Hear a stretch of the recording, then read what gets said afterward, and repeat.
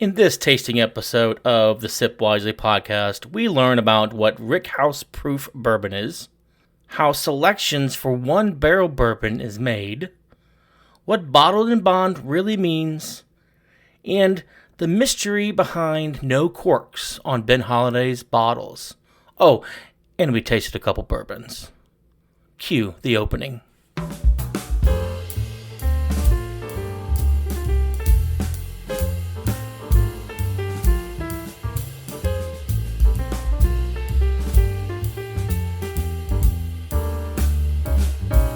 Welcome, bourbon aficionados, enthusiasts, and curious sippers alike, to Sip Wiselee, a podcast brought to you by the St. Charles Bourbon Society. My name is Jonathan Lee, and I will serve as your guide on this journey through the wonderful world of bourbon. Whether you are a seasoned connoisseur or just beginning to explore the depths of this flavorful spirit, our podcast is your passport to discovery, education, and pure enjoyment. Here, we'll dive into the history, craftsmanship, and flavors that make bourbon more than just a drink. It's a culture, a passion, and a way of life. Join us as we uncork the stories behind your favorite distilleries, uncover the secrets of barrel aging, and decode the complexities of tasting notes and flavor profiles. Each episode is crafted with care to inform, entertain, and inspire your own bourbon journey. So, grab your favorite glass, pour yourself some of your go-to bourbon, and join us as we raise a toast to the finer things in life. From barrel to bottle and glass to lips, let's sip wisely. Cheers.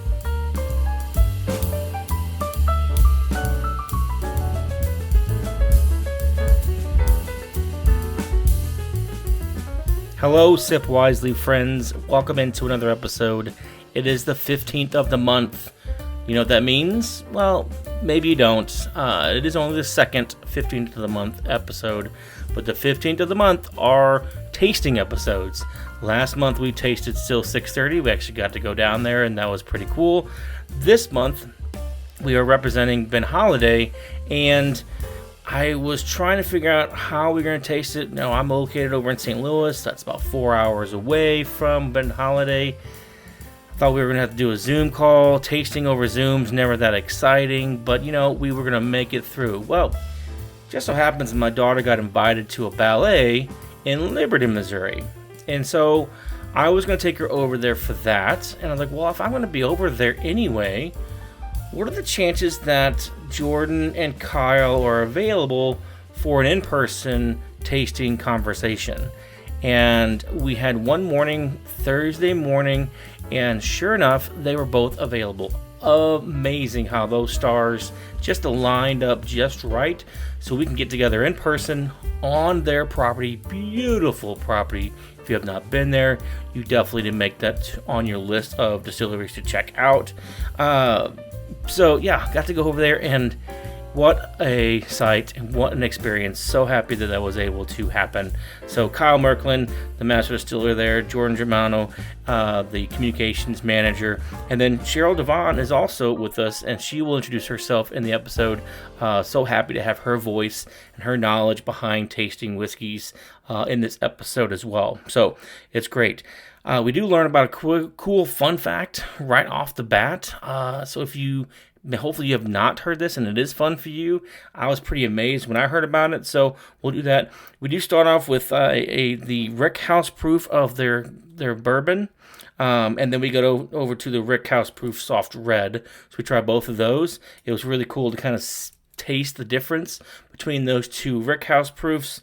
And then there was a third bottle that I'm going to let Kyle introduce to you because it was a kind of surprise for us, and it was a wonderful surprise. So we'll let that be a surprise for you.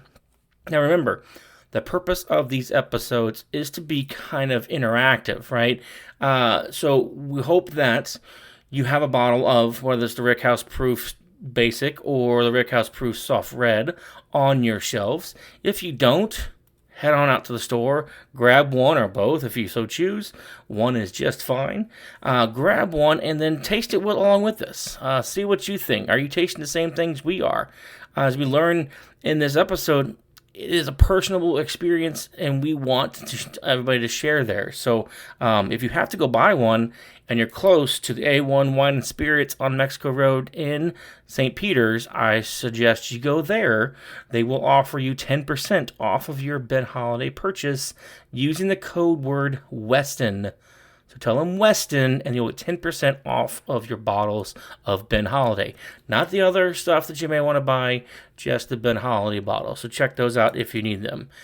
Great episode. Again, share out your thoughts on social media, whether it's within our Facebook group. If you have not joined, check it out. St. Charles Bourbon Society is where you can find us on Facebook group or on X or on Instagram. So all of those areas you can find us. Share out your thoughts and your experiences with these awesome Rickhouse proof bourbons. All right. Let's get on in to this tasting episode.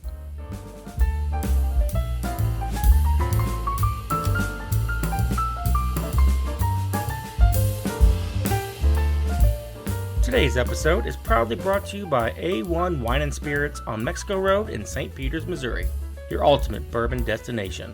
Explore their exclusive single barrels, handpicked for unparalleled flavor. They also offer bourbon education classes where you'll unlock the secrets of this beloved spirit. But wait, there's more. With their exclusive reward system, you can gain access to premier allocated bottles, ensuring you never miss out on the finest selections. While we're on the topic of bourbon, let's not forget about their incredible selection of wines and other spirits, including rum, tequila, and vodka. So whether you're in the mood for a classic bourbon or something a little different, A1 Wine and Spirits on Mexico Road in St. Peters, Missouri has you covered. That's A1 Wine and Spirits on Mexico Road in St. Peters, Missouri, where the selection is vast and prices are great, allowing you to sip wisely.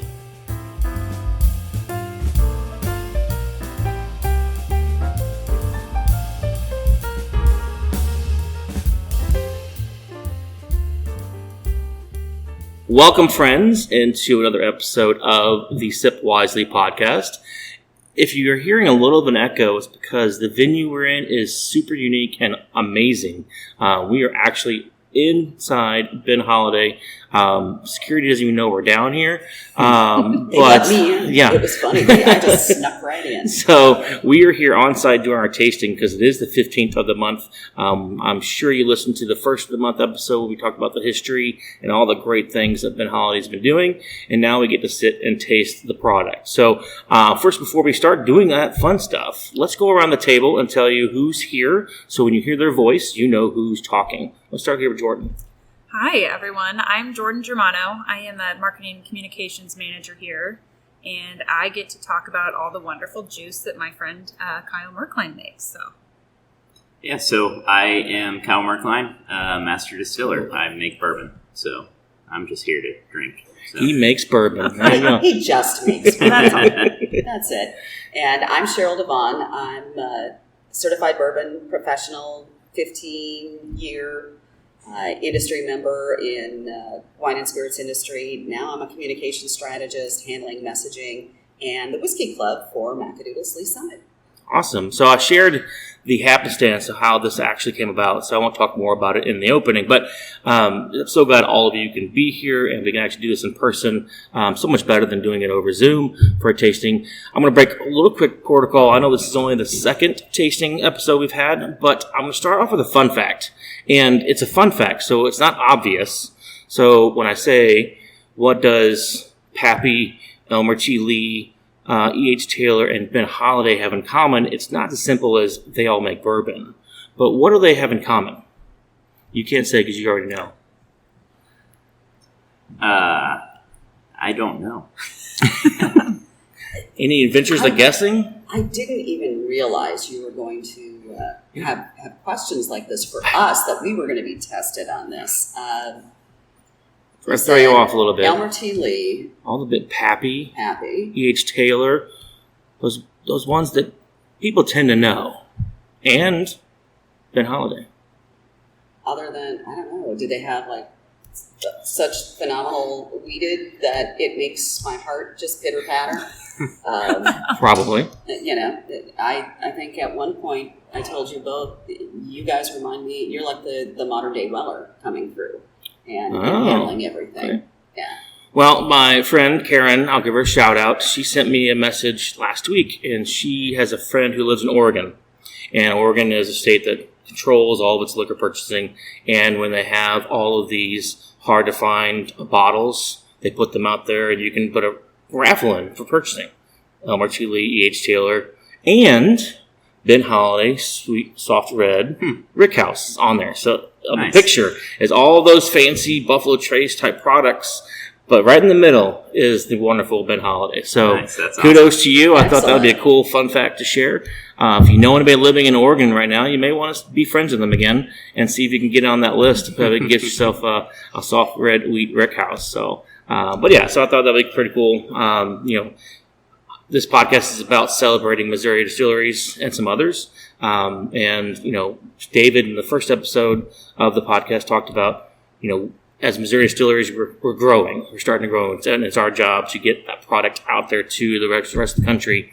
Being on the hard to find list in Oregon is doing it. So congratulations. Nice. Yeah. So all right. Well, let's get down to what we're here for: the tasting of the beautiful juice that Ben Holladay and Kyle has put out. So Kyle, would you walk us through the first bottle you're going to present to us? Yeah. So the first one, it's one of those bottles that so it's released August of last year. It's Ben Holladay Rickhouse proof, so it's 120.1 proof. This is one that, was our first venture with this Rickhouse proof offering out into the general market. We've always just had it on site for sale. So this one was put together especially for that purpose. In the lovely state of Missouri, it's been around. It's probably not as much throughout the country, but this is, one of the few markets that you can get this bottle. We don't have a ton of that. And so this bottle is, especially special for Missouri, but, it is throughout the country a little bit as well in small quantities. But yeah, it was meant for that purpose. The side chart talks about where the barrels are coming from on the label. And so this one actually came from 4 floors through the Rickhouse. So 2, 3, 4, 5 with your primary coming from floor 3. So that's kind of the highlights of it. It smells great, Kyle. Yeah, it's pretty. When you say it's pretty, what makes it pretty? It's got, for me on the nose, it's got a honey component, but it also has, I'm getting red fruit. Now, I could have allergy issues today, but I'm getting some red fruits on it. Okay. It's not, it doesn't have that heavy glycerin component that can sometimes burn when you smell it. I agree with you there. I'm definitely not getting the burn with it. Mm-hmm. So as we taste it, Kyle, you said it's Rickhouse proof. Yeah. I know I've got some listeners who are new to the scene, coworkers that like to support me, and they're like, what you need is like another podcast about what all these terms mean. Yeah. So help them understand what Rickhouse proof means. And us in the bourbon industry, we love to just be very straightforward and clear with what we're talking about all the time. There's so much marketing puffery a little bit, which drives me as the kind of sciencey person insane. But really it's the proof that comes out of the Rickhouse. It's full proof. It's uncut, unfiltered. It is what it is out of the barrel. And so we're just basically removing char, minimal filtration on that. It's kind of representing what the bourbon is coming out of that Rickhouse. And so that's kind of, for us, we're the only ones that I've seen really using that terminology. You'll see, obviously, full proof more often. But we like to be a little bit unique in what we're calling our products. And so, Rickhouse proof, full flavor on that one. Taste-wise, that one just reminds me of my last winter. That was my go-to pour all winter long. It was, that was always what I was. If I had a choice, I would always reach for that. I had to try other things, but that was my go-to. Well, to highlight a little bit, we are one of the only people that we know of that says Rickhouse, because we do like to highlight and celebrate the fact that Kyle does age all of his bourbon in a traditional ironclad Rickhouse, which is very unique to the area. You don't see those outside of Indiana and Kentucky, so that makes a huge difference in the final product. Agreed. Yeah. So, and to clarify, Rickhouse is the big home barn of where the barrels will live for X number of years. And in your case, it's typically 6 years, right? Yep, correct. Yeah, so in this day and age, you have multiple sources or ways that you can age the bourbon. The traditional rickhouse, you have the ricks constructed where it's, for ours, 3-tier per floor, 7 floors per building. It's kind of that wooden structure that supports the barrels that you typically think of when you see bourbon warehouses, rickhouses. It's not palletized. It's all laying on its side. So yeah, very much the traditional style, dating back to when was the patent on that? Like 1890s or something in that range. So been kind of building rickhouses since then, and bigger. Ours were the 30s and 40s, so 10,000 barrels and 12,000 barrel capacity. But yeah, the very traditional bourbon style. Wow.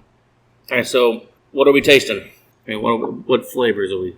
I get spice. I always get spice with Ben. I love Ben. It's my favorite expression. Nothing against Soft Red, Kyle. Soft Red is great too, but Ben Holladay will always be my top go-to. I love that spice, that kick. Get some clove. That's what I get. And that spice is the rye in the mash bill. Yeah. Traditionally, yep.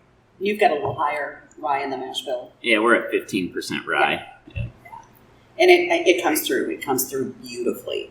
As this is opening up, both on the nose, on the palate, I get more pecan, maybe not quite the nut, more of the sort of that shelly component to it.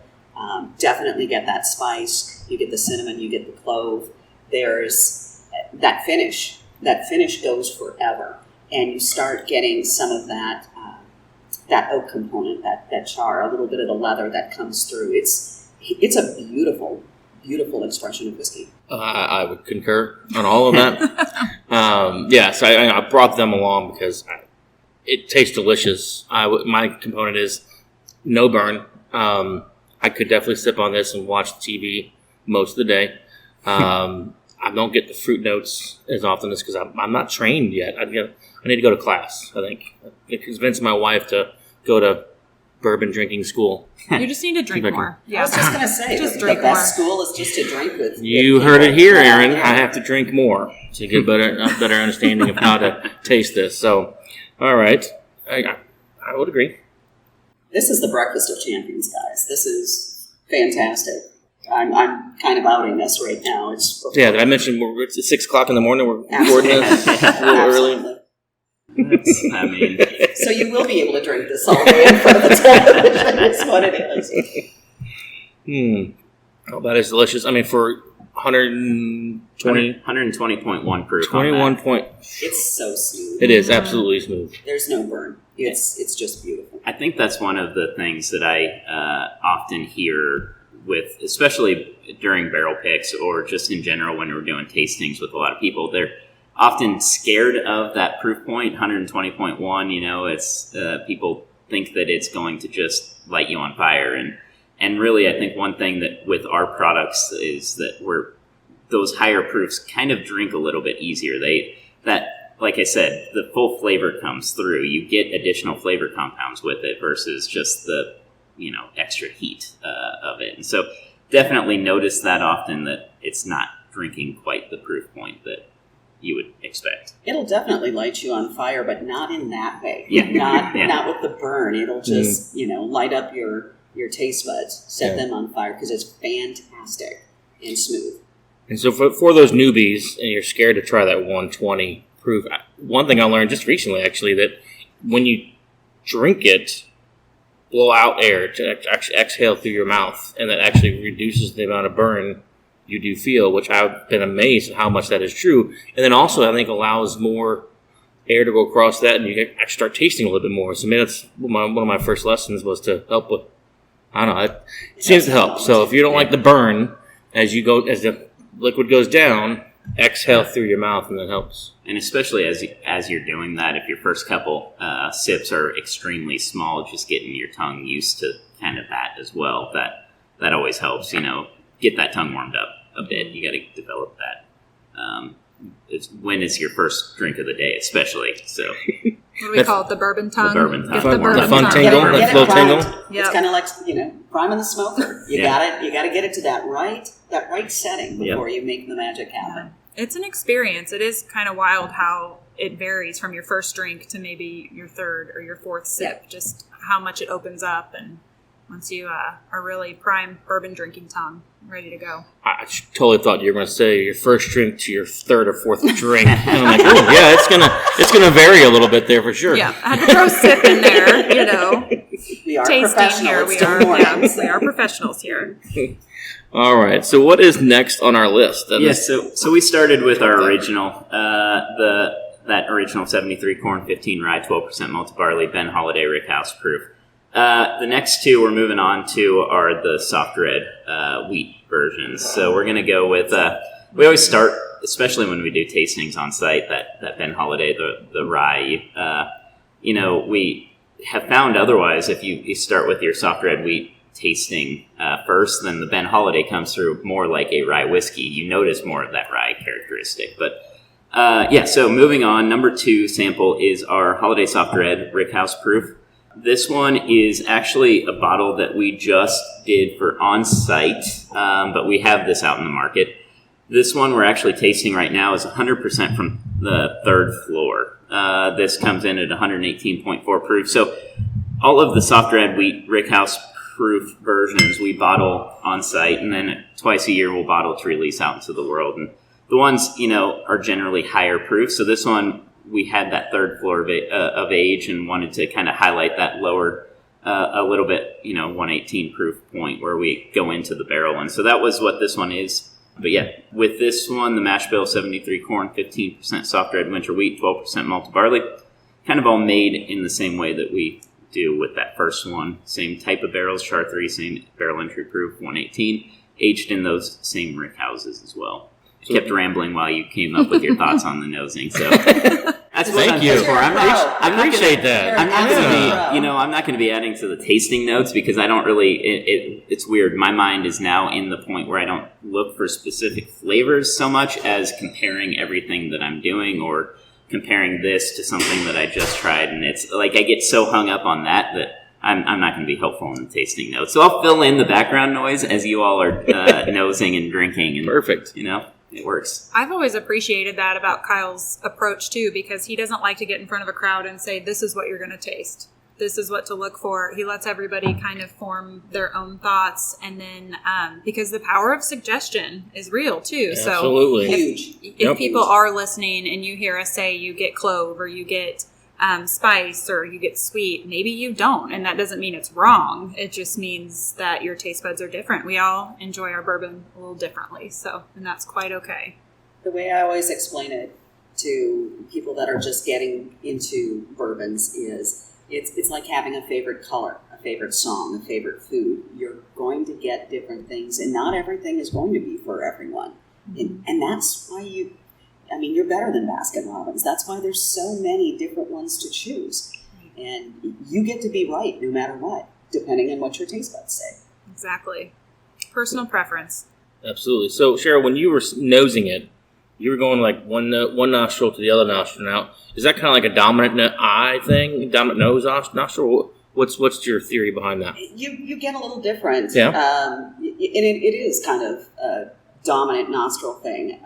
Especially for me, I've got to have some. I don't know if that's really a thing, but I just kind of. It is, and I've got to have sinus surgery coming up in November because while my right nostril still gets everything, apparently it is almost closed, and maybe I've just really worked hard enough and just drank enough where I still get things, but I definitely get a difference with both nostrils, and plus you can fatigue your olfactory system when you've got your nose, stuck in the middle of a glass somewhere. If you stay too long, you burn it out, kind of like your taste buds are the same.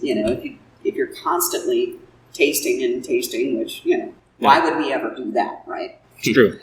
But you can. That's why at the end of the night, something you didn't like, if you've been sipping, we're gonna stick with sipping for a while. All of a sudden, it doesn't bother you. You're numb. You're burnt out.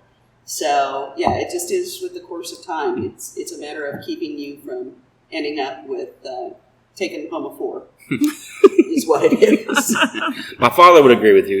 We got this bottle from a different state, so I won't mention the name, but it was not our favorite bottle, and he was slowly draining it, and he realized, you know what, I just need like a Band-Aid and rip it right off, and he had like 3 glasses in one night, because by the 3rd glass, it actually tasted okay. Yeah. So, he just, instead of every glass not being good, he just got rid of it. So, but yeah, no, that seeing you do the nostril thing and hold dominant, I played baseball for many years, and having to find your dominant eye so you can hit better, it made me think, oh, is that really a thing for your nostril? But yeah, the way you explain it makes total sense. So definitely don't taste the peppery, the spice as much with this one, and that makes sense because the wheat's in there instead of that rye.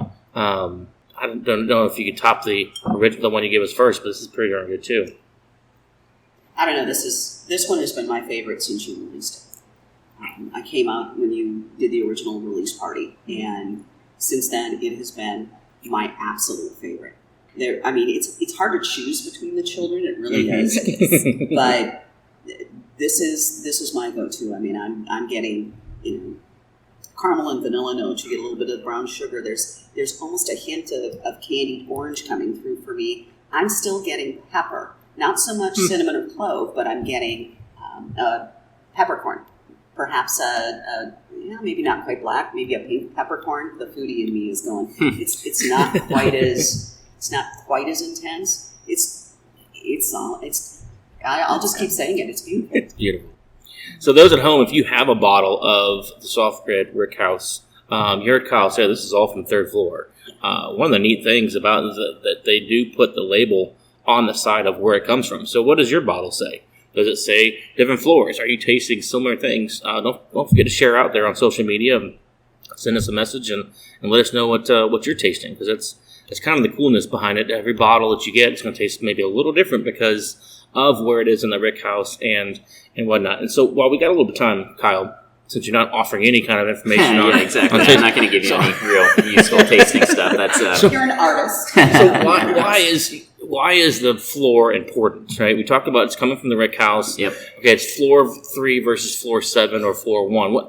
Why is that significant for those newbies? Yeah, so as you go through that Rickhouse, it's not heated, not cooled. It's got that kind of ironclad. It's like a tin siding, kind of reflective for a little bit tempering the heat during the summer. But yeah, as you go through that Rickhouse, your first floor is what we've been seeing, about 30 degrees cooler than the top floor, the 7th floor. And, 15 to 20% differential on humidity as well. And so with the bottom being more humid. And when you look at that from an aging standpoint, we go into the barrel at 118 entry proof.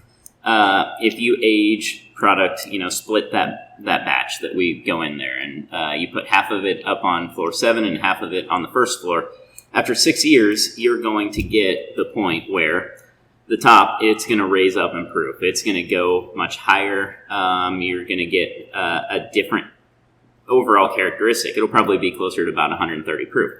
Now at the bottom, it's going to drop in proof. It's 110 probably after 6 years, 111 proof. And so that's just the alcohol content. What's happening, obviously your evaporation goes through the barrel and you evaporate at different rates on the different floors. That's alcohol, which is one of the things that we're looking at. But if you look at all the different flavor compounds, they're all going to either evaporate at a different rate or they're going to change oxidative reactions at a different rate depending on the floor. So as you go through, every barrel from each floor kind of tastes different. Each floor kind of has its own characteristic that it develops because of that specific climate. And so proof is the easiest one to kind of conceptualize, but every single flavor compound you're looking at would have that varying degree with that as well. And so it's just a major influence on that Rickhouse. So we decided that rather than rotating barrels or blending, a lot of places would do that. They want a consistent pattern every single time. They want, if you try Holladay Soft Red Wheat Rickhouse Proof, they would want it to be exactly the same each single time we bottle it. And that's not the route we took. We decided to embrace that variability of the Rickhouse and let each floor kind of shine through.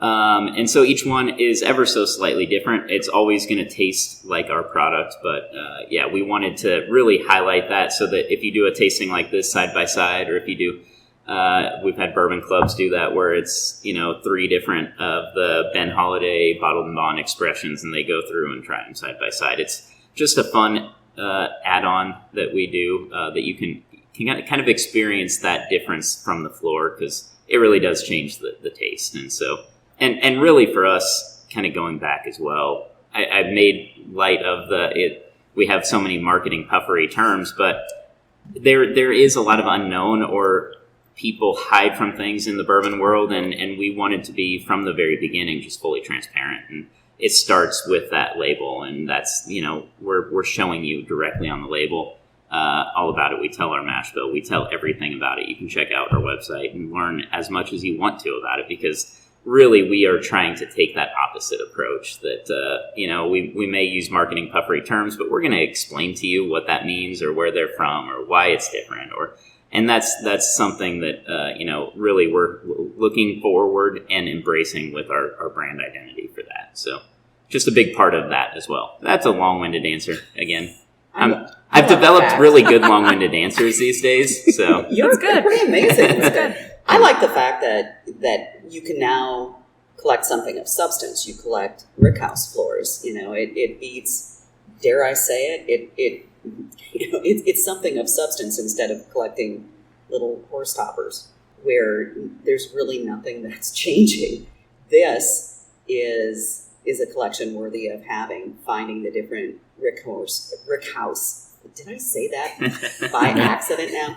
Rickhouse floors. Still only sip number 2, so we're good. Breakfast of champions, my friend. Breakfast of champions. No, that's good. I think I agree with you, Cheryl. That's a great way to kind of just taste the variability and get an understanding of how that. I did not know that floor 7 would go up to 130 and the lower floors go down to 110. Mm-hmm. I would assume it'd all go up, just not as much. But that's really neat. I had to throw a question out there that would get your nerdy and your scientific side out. So a little bit there. Awesome. Yeah. Oh. Yeah. So variability leads into that third sample. So that's our 1 barrel pick. So it's a decent segue if you're ready for it. But I was born ready. I think we shall. Yeah. So variability, that I have never been a huge fan of barrel picks, just because sometimes you can get some really great ones, sometimes you can get some not so great ones. And so when we introduced it, obviously we're being very intentional about that, making sure we don't have those not so great ones go out into the world. But that rickhouse, it does provide that variability, and each floor is different. And so when we have barrel picks on site, we go through and put out different floors for people to select from. The third sample we're trying is actually one that we're going to be, or that we released for National Bourbon Day. We called it 17 Juliet 31. That's just the lot number. It was barreled October 31st, 2017. So it was one of those. It came from the third floor.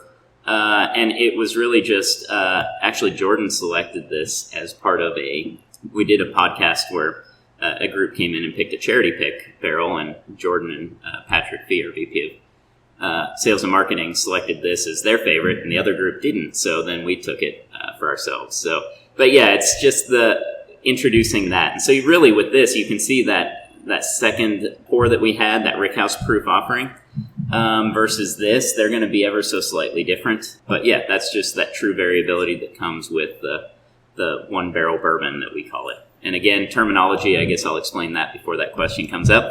You beat me to it. We call it 1 barrel. Yeah, it's 1 barrel bourbon. Ben Holladay would have taken 1 barrel of bourbon out of here at a time on his stagecoach lines running west. And so it's 1 barrel bourbon. Everyone else calls it single barrel. But if we say that, we have to do push-ups on site because we're not conventional. So. Gosh, that's been from day one. Yeah, from day one. Really? It took a long time to get people to stop saying single barrel, but actually I say a long time, but after you do, I don't know, a couple hundred push-ups, it doesn't take too long, does it? If you actually pay up and do your push-ups. There's a couple guys that never did, and they just kept messing it up, and it's like, if you would just start doing your push-ups, you'll learn. Yeah. They got a tab going? Mm-hmm. Yeah. They do? Yep. So 1 barrel. 1 barrel. Not 1 barrel bourbon. Are these for sale? Yeah. Because it is my dad's birthday date. Oh. October 31st. So, Oh, nice. Oh, is it? and it is Father's Day coming up. So, I mean, that could be a good, Could be a good if gift. it's available. If it's not, I understand. Well, heck, if that's the case, But- maybe I could be someone's daddy. Very nice. All right, I so this obviously one barrel. like this, so I don't have to really. You like know. it? Oh, I picked it. It's Oh, her barrel. It's true. It's her Fair one enough. barrel. You don't have to like what you So pick, we right? picked it, but Kyle, I say we picked it, but Kyle always picks the prime barrels first, so he's not going to say try this. Any of these are bad, if that makes sense. So he's not going to let you choose from a bad selection of barrels. So we still have some time. So we need to get Kyle talking some more. So when we say one barrel pick, right? And I've never been able to come to a barrel pick selection show or whatever, however that works. I mean, you just said the Rickhouse has got 10 to 12,000 barrels in it. Yep. How, There's I mean- there's a few up there. Yeah. how do you go get about? down there? And obviously, she didn't.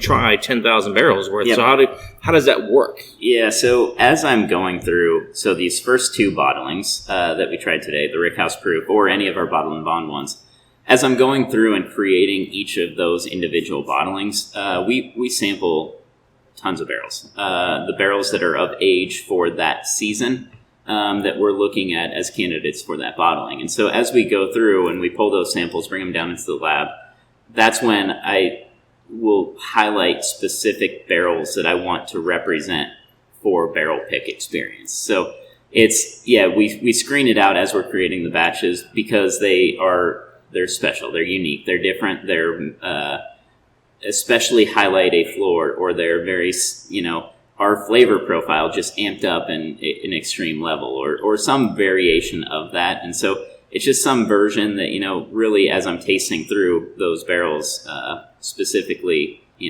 want to hold back for that program. And then when people pick, we do kind of limit it just so that you don't get that palate fatigue. So we set up 5 samples that represent the different floors, or, I'll throw out a couple from repeats from certain floors or something. But kind of give the variety, because I don't know exactly which, the people that are in here to select don't know exactly what they're looking for, but you want to have a little bit of variety. That's always my goal, but always kind of within, like I said before, our brand standard. We want it to be up to the quality that we want it to be. So it's making sure that also matches as well.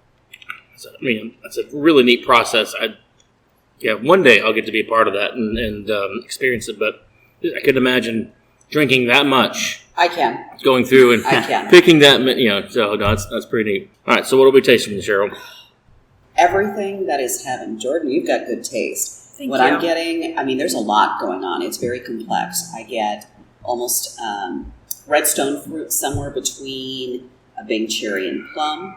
I'm getting walnut in there, walnut shell. I'm getting toffee. I'm getting white pepper. Of course, again, I could be hopped up on the allergy meds right now, and that might be what I'm getting. But it's a long, strong finish. It keeps going and warming. As it goes down, it lasts. I would agree. It's a pretty good pick. I mean, Jordan, we talked about in the last episode how you spent most of your time researching and learning about bourbon. Mm-hmm. And you've only been enjoying bourbon for like a couple of years. Mm-hmm.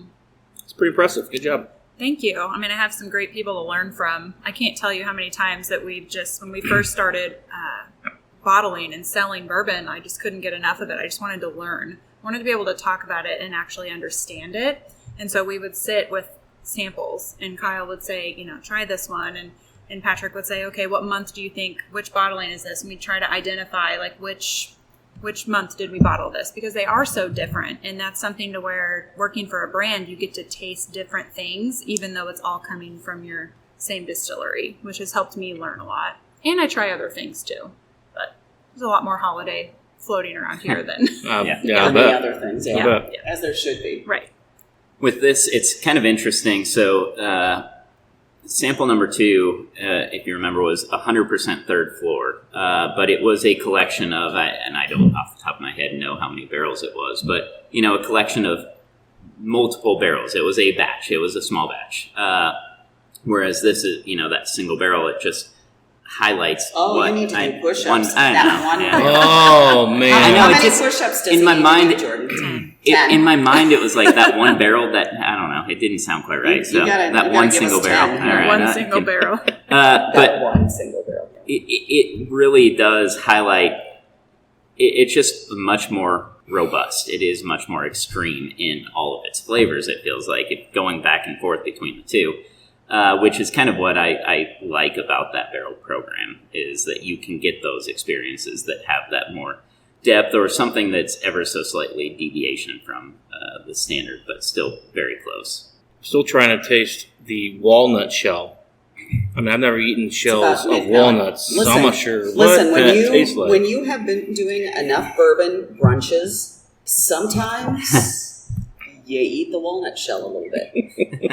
Just a bit. Before we went on air, Jordan talked about it. I'm not sure how people taste like old golf gloves in some of these things. And believe it or not, why are they chewing on those? Because to certify, and it's the most ridiculous process in the world, because people do not give you any sort of credibility unless you have, letters behind your name for some reason. Now, I could make something up. The best experience is sitting down and just drinking it. But part of the process is we have to learn, whether it's with bourbon or with wine. I did that too. You taste all the different things, and you literally will, like, because we're dumb, try pencil shavings or chew on leather. You'll lick a rock, all the stupid things. And then that's the good flavor. And then you start looking at the flaws and learning that in order to take this ridiculous test that ultimately means nothing other than you get, some alphabetical combination behind your name. You think about telling my son, get that rock out of your mouth. But okay, I guess maybe that's where you develop your palate. He's going to be a wine or bourbon connoisseur. You don't know. We can only hope. Discounts. I think, I do get that question often, and that's, tasting as many things. Maybe don't stick too many rocks in your mouth, but tasting as many things as you can does provide the backbone for your flavor palette, and it helps as you're going through the tasting. But also, I think a lot of people get overwhelmed by the bourbon. It's higher proof, so you inherently have to deal with that. And so, obviously, the more you drink bourbon, the more accustomed to the proof and the ethanol you become. But it's don't feel like you have to be able to say or articulate that. I think. Most people in the bourbon world, even if you highlight certain things, it's, drink the bourbon you like. And that's that's really what it comes down to. And I think that's always, as you're going, don't let anything overwhelm you in the process with that. Because bourbon should be just about fun, enjoying a pour with, friends, family, whoever. And so that's another thing I always kind of, partly why I never say anything, because people are going to take what I say too seriously and be like, oh, I can't get that. Well, you don't have to. Whoever tells you can't put water in your bourbon, can't put ice in your bourbon, make them suck that rock, because it's the best way to drink your bourbon is the way you enjoy it. And quite honestly, a little dropper full of water or that ice cube in there, it's going to open up the phenolics. It's going to open up the different smells and the different flavors, and you're going to come up with stuff. And if you don't know what you're tasting, the way that I usually encourage most of the students that I deal with and such is, what does it remind you of? You start, and they'll start thinking about foods, and I'm like, no. What experience does it remind you of? And when you go into that experience, all of a sudden it will hit you. There was you were at Grandma's house and you got a snickerdoodle cookie that she had just taken out of the oven, or you were, drinking, cinnamon spiced apple cider at your best friend's on a hayride. Those are the things. All of a sudden it will trigger, and you'll go, that's what it reminds me of, and you'll start figuring out what you're tasting and smelling. And it will be a completely different experience from the person next to you, as it should be. That's what makes it so fun, that it is so different that way. And so personal. I mean, it's an experience, like Cheryl said. It's just your personal tasting experience. completely agree with you. So along those lines, all of you that are listening, all 10 of you that are listening, I'm going to send Kyle down another rabbit hole here in a minute. So, but while I set it up, I'm going to remind you what we tasted. And other than the one barrel, you can get the other ones at the store, preferably A1 Wine and Spirits on Mexico Road in St. Peters, Missouri. 10% off. Just use that secret code I mentioned. But as you're tasting them, don't forget to share out on X, Instagram, Facebook. What are you getting? What is the flavor that you're feeling when you put that in your mouth and drink it? So while they're sharing that on social media, Kyle, we don't have any here, but on your shirt and your main bourbon is bottle and bond. That's another question I get a lot is, what does that mean, and what's the significance, and why do people choose to use that term? Yeah, that term has, and that like most things, has evolved over time. So, first form of consumer protection, 1897. It was, before the FDA existed, to make sure that people wouldn't die drinking bourbon. It was truly for the most practical purpose that it existed, and so you had to do certain things. You had to be a product of one location. Essentially, it had to be aged at least 4 years. It had to be bottled at exactly 100 proof. And then coming from one distillation season, so January to June or July through December. So when you're looking at pulling barrels to create a bottling, you can't put something in from June 20th and something from July 4th.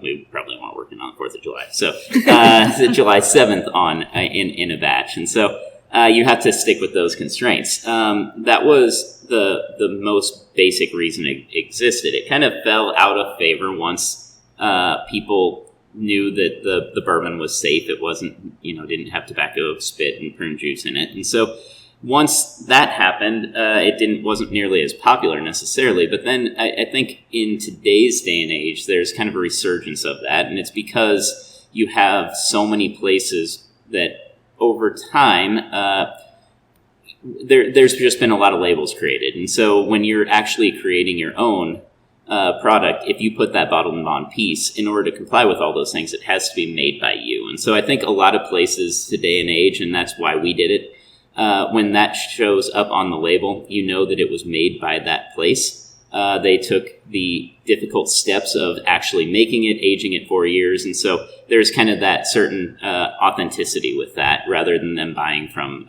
one location or another. There's nothing wrong with sourcing product, but I think so many people that are doing it on site for themselves, they just want to make sure that it's clear from the beginning, or clear with that label, that it is their product. It's just that, again, that additional level of transparency. So kind of the meaning and how it is to consumers has changed over the course of, the last 100 plus years. But ultimately, the steps of making it and complying with that have stayed the same since 1897. Very nice. So correct me if I'm wrong. So just to keep it kindergarten Crayola simple for people like me, it has to be grains that you purchase. It has to be your distillation on site. It has to be aged here on site, and then your bottling and labeling here on site. Yep. Okay. Yep. Everything, the whole process on location. So mashed, fermented, distilled, aged, and bottled all in one location. If you don't, there's caveats, just like everything in the world, but if you don't actually bottle it at the same location you make it, you have to call out the two different DSPs. That's the very nerdy side of things. But it basically is. It just has to be, the whole process has to be done at one location is the basic premise for it.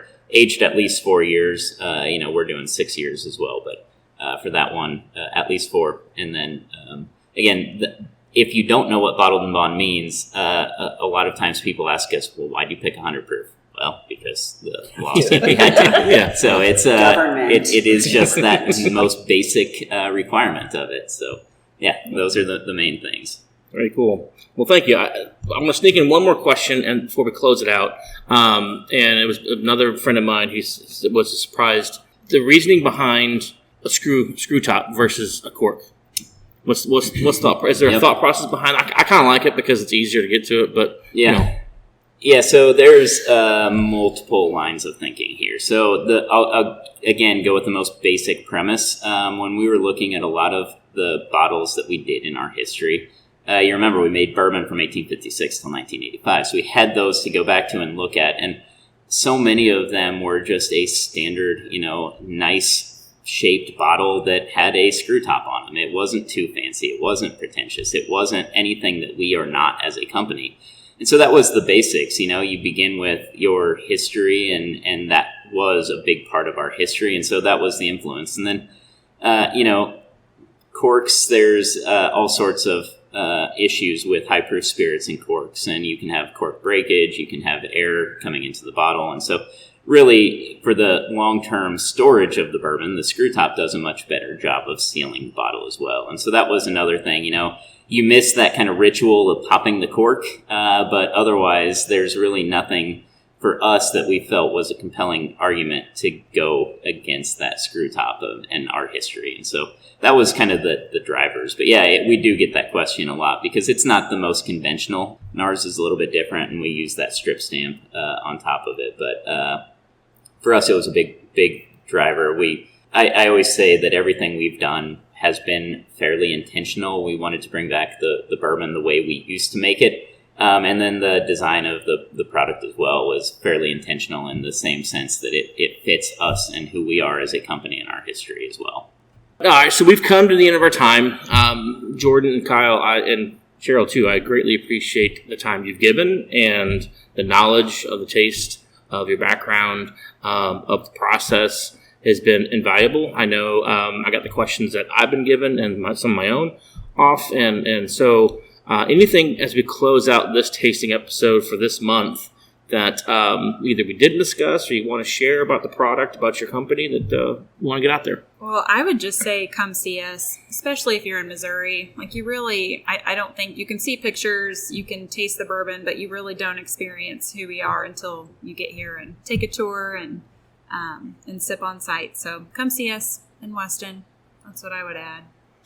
I mentioned last time, I said it's 20 minutes from the KCI airport, and I just saw that Southwest is running like those gotta get away fares. That so $49 special. Wherever you are in the country, you could leave by 6 a.m. and come here for a tour, have a couple of drinks, get back on that plane, be home before dinner. So the history here is so rich. It really, not only is the product amazing, but the history behind this place is amazing. Correct me if I'm wrong. Oldest distillery west of the Mississippi, correct? Still located on its original site. Yep. Exactly. Mm-hmm. And Weston is this wonderful, wonderful community where stay at the Anchor Inn, the bed and breakfast there. It's a fantastic place. Enjoy what Weston has to offer because there is so much. Mm-hmm. Enjoy the history. Take home some phenomenal bourbon. Agree with all of that. So thank you all for being here. We'll go ahead and close that with that. Don't forget to stop by the A1 Liquor, 10% off your holiday purchase, lowest price in the area. Thanks again, and until the next episode, folks, we'll see what distillery is up next in July.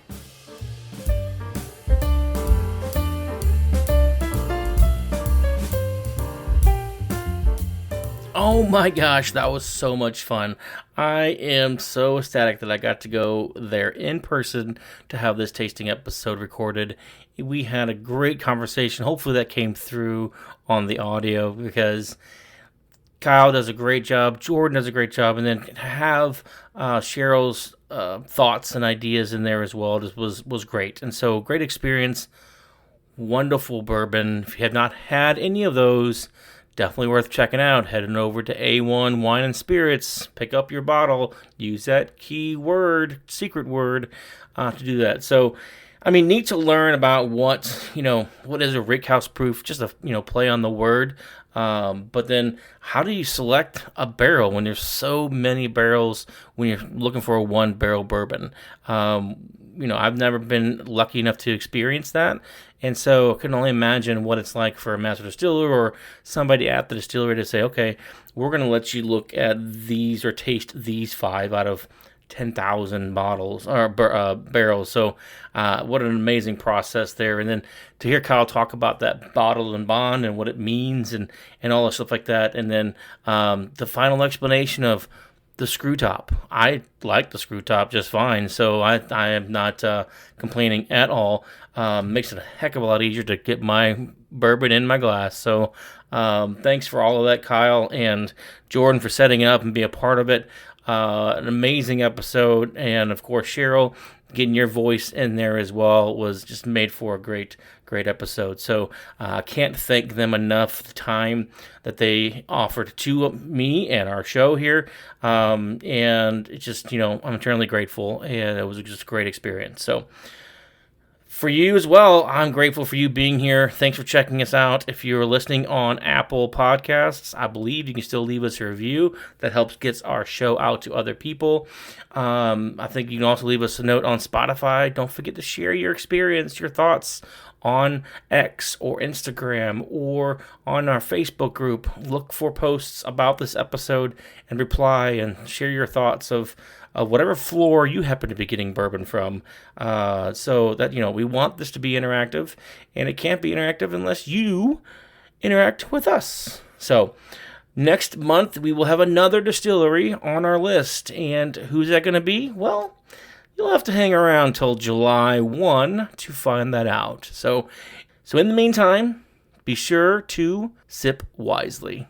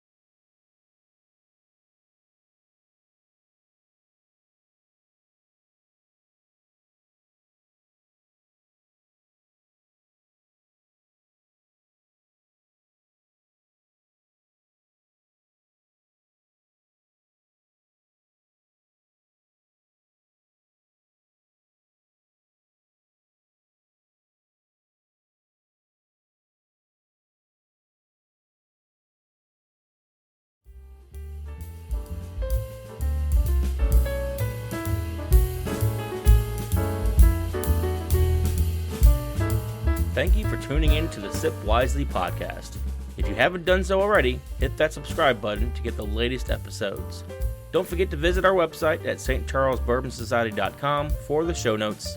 We'd love to hear your thoughts, so please share them on social media. Follow us on all platforms by searching for St. Charles Bourbon Society. Our goal is to equip you with the knowledge to sip wisely. Cheers.